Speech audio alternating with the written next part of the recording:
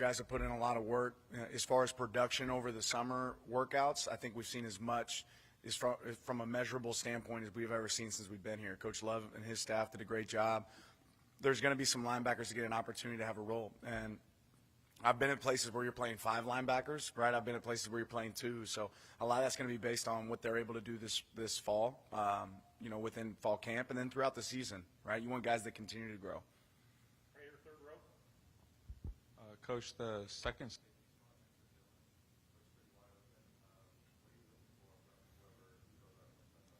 Yeah, I would just say every position on our team is open, right? And what I'm looking for is who performs the best. And then if you have 4 guys that can perform at a level that's worth, performing at, a winning level, that they do it a great job, the people around them play better, then that's going to create an opportunity for them.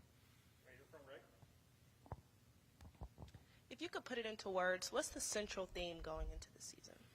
I kind of said it the other day, but double down, right? And that can't be misconstrued with the difference of growth, because growth is really important, but you look at our team over time and you say, man, this process has worked, right? We've gotten better every single year. We've won more games. We've played competitive football at a really high level. So the process works. How can we do the process better than anybody else? The pieces that'll change within that process is, about us as coaches and us as players figuring out what we do best and what's going to be really tough on our opponents. Back middle, Brett. Coach, I thought it was really interesting at Media Day. You talked about the service your players have had on the community, how many hours you put in. I'm just wondering, how does, making players better people have an impact on the field, and why is that important to you? Do you feel like to have that within them?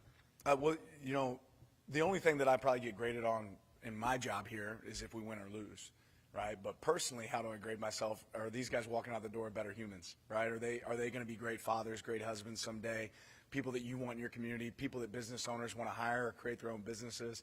I think service has got to be at the heart of what every one of us is about, right? And some people say it, right? Some people it's about having a camera in their face when they're doing something, but for us it's a little bit more than that. And our guys embrace that. I challenged Usman when he first joined our program in player personnel that I want to have a group that does more community service than they've ever done here at Oregon and than it's done around the nation. Like, that's really important to me. And Carl, that entire staff has done a really good job of finding opportunities for our guys to be able to give back. And every one of our players realize that they're unbelievably blessed, to be a part of what we do. And part of that's also preparing them for their future and their opportunity to give back. When you have blessings, you got to bless back. Back middle, Matt.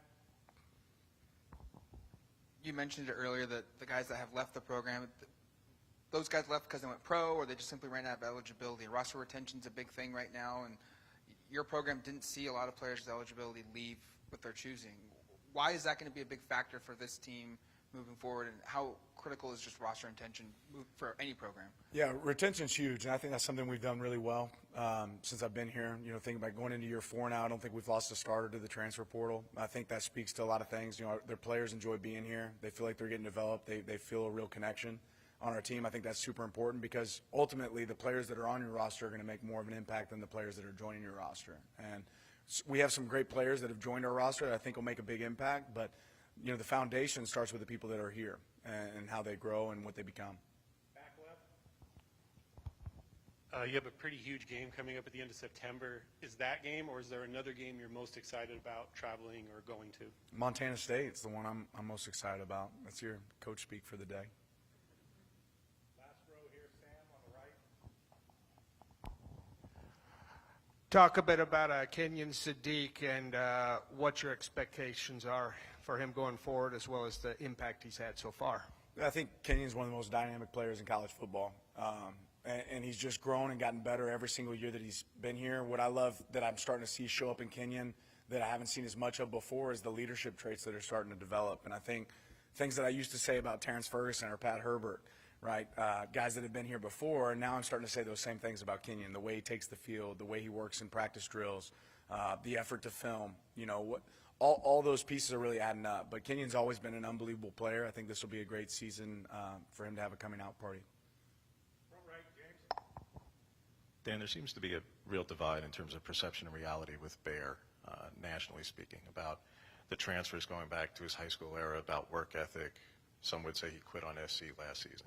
Yet all of his former SC teammates, including those in the league, rave about him, talk about how smart he is and how hard he works. Lincoln raved about him. If a guy quit on a team, that wouldn't be the case. They wouldn't. The former teammates, coaches wouldn't respect it. when you see it every day, when your relationship goes back with him as many years as you do, what is it that the nation isn't seeing from this young man that earns that respect, even if it hasn't worked out at a couple of spots? Well, Bear's worked his tail off since he's been here, and I think he understands the perception that's out there. And like you said, perception isn't always reality. He puts in more time when it comes to film study, when it comes to extra work, than almost anybody in our program. And I think that speaks to his commitment. I also think he realized, hey, this is an opportunity for me to really set the stage for what am I going to be defined as moving forward. And he realizes, everybody wants individual success, but I think Bear's one of those guys that realizes that comes through team success. He's a guy that understands what standard looks like. And there was some in between there for him, but I think he felt really comfortable coming here, knowing that what it was like at Georgia and how could he recreate some of that experience coming to a place like Oregon. The relationship there certainly mattered. I'm excited to see what Bear does. He's worked his tail off since he's been here. He's been a pleasure to coach. He's going to have some up and down moments like every player in our program will when they get here, but so far I'm really pleased with what I've seen from Bear. I'm excited to see what he's able to do out there on the field for us this year. Front middle, Max. Dan, we know you're a defensive guy, obviously, but as a head coach, you have to have some sort of a role with the offense as well. How do you kind of like to attack that and leave your mark on the offensive side of the ball? Well, I think there's certain standards you talk about, like the identity of a program. And what's important to me is we have an identity, right? And regardless of who our offensive coordinator has been, Will's done an unbelievable job now going into year 3. The offensive staff, like you talk about continuity, we have a lot of that right now across the board with our staff. What I learned from Coach Saban was just the attention to detail of where's your time spent and how do you use it, and whether it's a meeting with offensive staff on a Monday night or a Tuesday night for a third down red area or a Wednesday night to go over game, like we have that kind of laid out to where I know I can be a part of it. And I want to see their creativity. I want to see an offensive staff and our offensive game plan be something that changes over time that's difficult to defend, but they know what I feel really strong about, and they know where I'm like, hey, go be creative. Let's see what we can come up with. And some of the best offensive coaches I've ever been around, whether it's visiting with Andy Reid or seeing some of the things that we've done at places I've been in the past, I think you have to look for ways to step outside the box, but don't lose the central framework of it's about players, it's about matchups, it's about executing at a really high level, and those are the things that we've been able to do here the last few years. We got time for 2 more right here, front middle with the tie. Coach, with some new faces at key positions, especially coming in at quarterback, we talked a little bit about Kenyon Sadiq being a key target. Talk to me about the chemistry that your skilled players are building with their new quarterbacks and what you hope to see, how you hope to see that grow throughout fall camp. Yeah, it happens through fall camp, right? So there's been some of that this summer. These guys have had some throwing sessions this summer. They've had some stuff this spring, but this is where you really have to get into a rhythm. And early on, we've always done it. I love seeing different people out there with different groups so we can mix the groups up and figure out who's gonna excel, who's a difference maker in that 11 guys that are on the field, who's a guy that makes the people around him better. And then there's that piece of finding rhythm once you start to identify those people. So we'll work with several guys out there on the field, several guys throwing to different people throughout fall camp, and then we'll settle into a group that we feel like gives us the best chance. Last question, James, here on the right. Dan, if you could reflect back to your first season compared to this one, specifically at the receiver position, you've overhauled a lot of position groups, and this roster is now 100% guys that either you signed or brought in via the portal. But in that year, there were experienced guys, maybe didn't have a ton of production, and a lot of young guys. To now, kind of a similar situation. Can you speak to the similarities that there may or may not be, and how much Junior did to help morph that room and bring it to where it is, and what Ross can do to put his stamp on it now, and what he's already doing on the recruiting trail going forward? Yeah, it's interesting. There's been some great wideouts to play at Oregon, but I don't think that's something that Oregon's ever necessarily been known for. And you look over the last few years at some of the guys that have been performing for us, whether it's going back to like Troy, right, or what Tez has done more recently. Like we've been able to have some real success with our wideouts. And I even think back to that, the beginning years of early guys like Chase Cota that made such an impact just because of the way he carried himself, what kind of leader he was. And then obviously Junior did a great job with talent acquisition and developing relationships in that room. I'm a big fan of June.